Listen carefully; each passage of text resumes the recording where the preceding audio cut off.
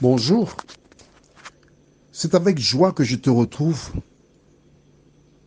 en ce jour afin de continuer de comprendre l'Évangile. En effet, beaucoup de personnes possèdent une Bible, mais ne la comprennent pas. Nous sommes toujours sur notre thème, l'homosexualité. Aujourd'hui, nous voyons le langage de l'amour. Prions. Notre Seigneur, notre Dieu, Saint-Esprit, merci d'être là. Merci de nous conduire dans toute la vérité.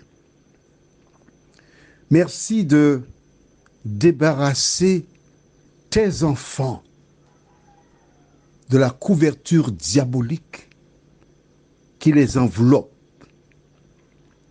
et permet qu'ils comprennent l'Évangile. Car bien des personnes parlent d'un sauveur qu'ils ne connaissent même pas.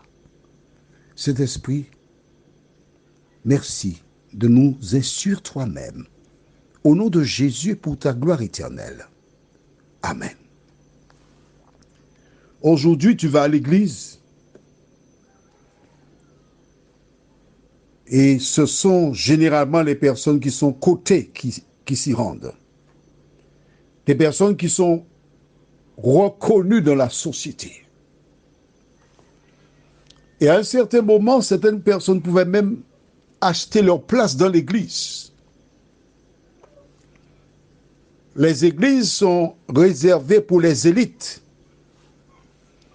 Et dans certaines, lorsqu'on vient de milieux défavorisés, on est juste là à regarder les autres, les enfants des gros tchaps, comme on disait par le passé. Les personnes qui ont pignon sur rue. Et les autres ne faisaient que les regarder.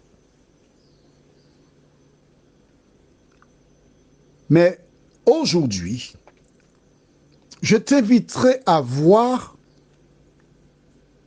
la méthodologie de Jésus de Nazareth.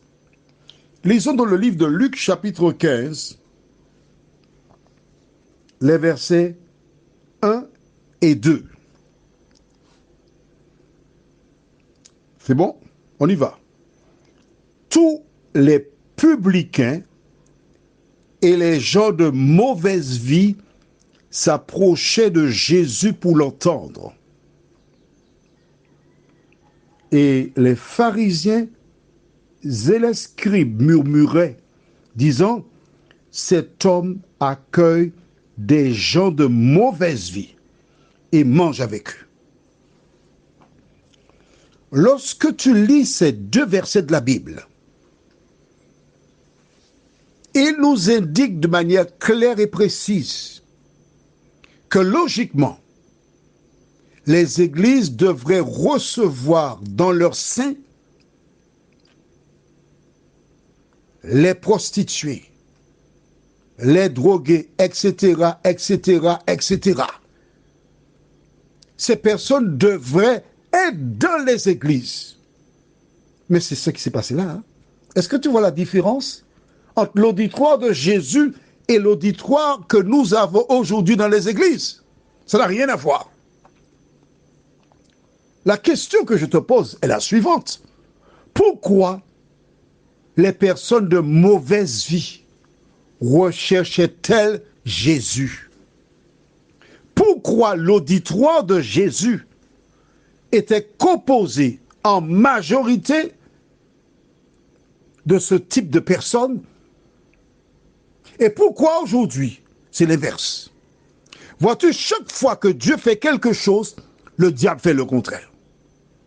Il pousse à faire le contraire. Et je suis obligé de dire qu'il y a une différence entre ce que Jésus faisait et ce que les églises font aujourd'hui. C'est ça ou c'est pas ça? Dis-moi. Sois sérieux, sois sincère. Est-ce que c'est ça?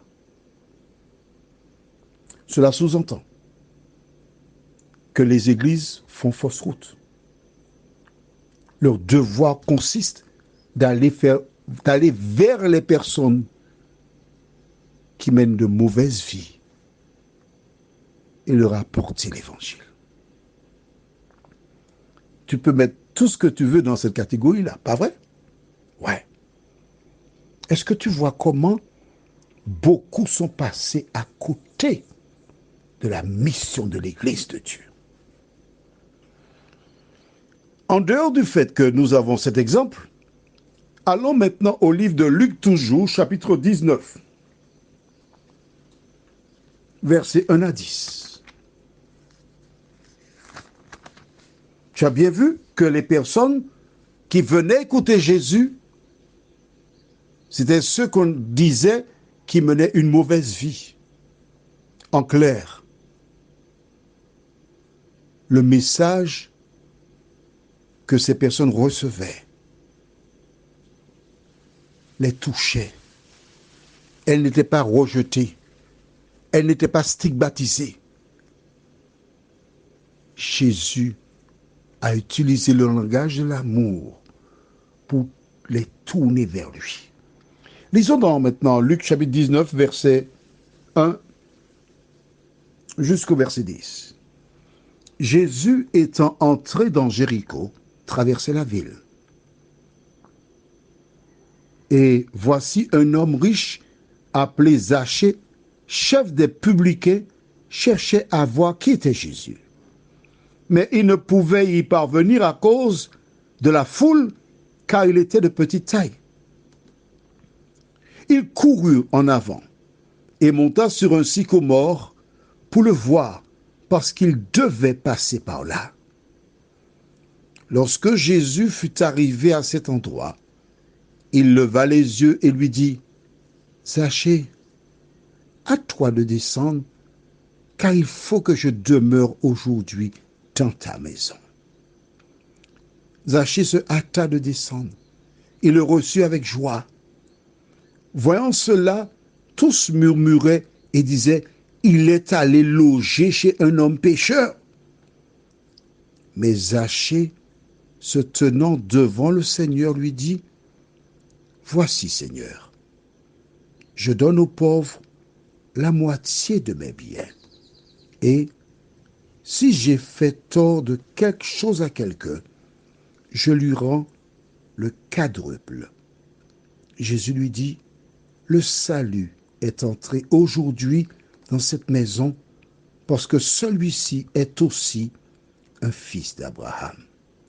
Car le Fils de l'homme est venu chercher et sauver ceux qui étaient perdus. » Tu te rappelles? Nous avons commencé avec Luc 15, versets 1 et 2. Tous les publicains et les gens de mauvaise vie venaient écouter Jésus. Et voici cet homme Zachée, on dirait chez nous un nez, qui a entendu parler de Jésus. Il a entendu parler des miracles. Il a entendu parler de sa communication. Alors, il voulait seulement voir à quoi ressemblait Jésus. Mais dans l'agenda de ce sauveur, il avait inscrit déjà le nom de Zachée pour cette rencontre. Note avec moi qu'il a simplement dit, « À toi, il faut que je demeure chez toi aujourd'hui. » Zachée comprit que Jésus voulait passer un moment dans sa maison. Mais Jésus voulait surtout habiter dans le cœur de Zachée. En s'invitant chez cet homme, il l'a valorisé. Et ce dernier n'avait pas d'autre choix que de laisser entrer Jésus dans son cœur et de l'accepter comme sauveur.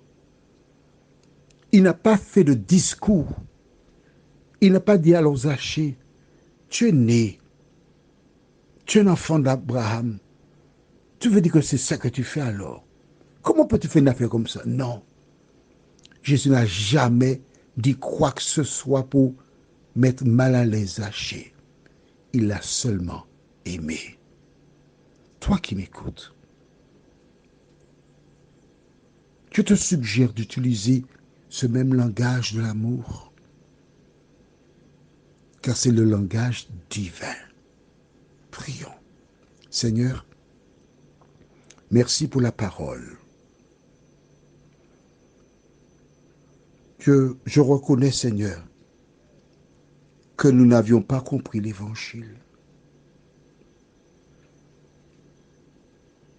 Mais cette série sur l'homosexualité nous permet de revoir notre copie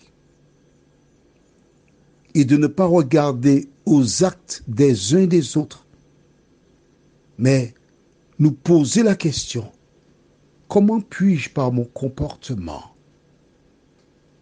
aider ma sœur, mon frère, à ressentir l'amour divin? Notre Seigneur, notre Dieu, ils sont nombreux, celles et ceux qui ont été rejetés et qui par orgueil se sont engouffrés, par orgueil font exprès. Mais Seigneur, viens les visiter, viens les aider afin qu'ils comprennent qu'ils n'ont pas accepté des hommes, mais bien le Sauveur qui a dit, venez à moi, vous tous qui êtes fatigués et chargés, et je vous donnerai du repos. Quelle que soit la situation dans laquelle tu te trouves, Jésus voudrait t'en sortir. Alors, tourne les regards vers lui. Seigneur, merci de nous entendre. Merci de continuer de nous supporter. Et permets que certains qui sont encore à l'extérieur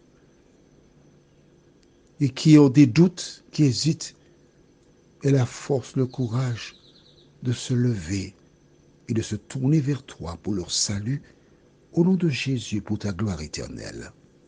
Amen. Je te souhaite une bonne journée et que l'Éternel continue de te bénir. À demain, si Dieu nous prête vie.